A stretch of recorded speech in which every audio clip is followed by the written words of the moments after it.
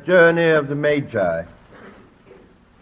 A cold coming we had of it, just the worst time of the year for a journey, and such a long journey. The ways deep and the weather sharp, the very dead of winter. And the camels cold, sore-footed, refractory, lying down in the melting snow. There were times we regretted the summer palaces on slopes, the terraces and the silken girls bringing sherbet.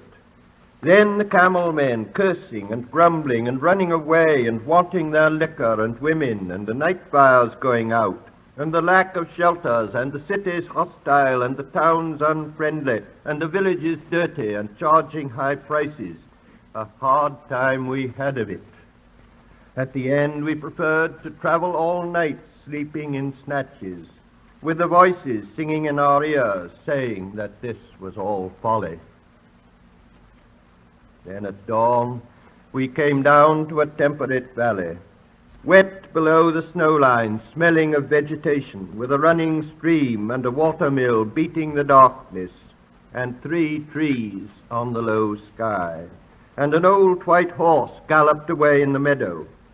Then we came to a tavern with vine leaves over the lintel, 6 hands at an open door dicing for pieces of silver, and feet kicking the empty wine skins.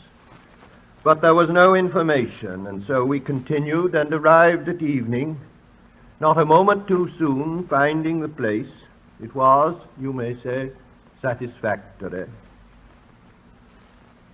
All this was a long time ago, I remember, and I would do it again, but set down this, where we led all that way for birth or death. There was a birth, certainly. We had evidence and no doubt. I had seen birth and death, but had thought they were different. This birth was hard and bitter agony for us, like death, our death. We return to our places, these kingdoms, but no longer at ease here in the old dispensation, with an alien people clutching their gods. I should be glad of another death.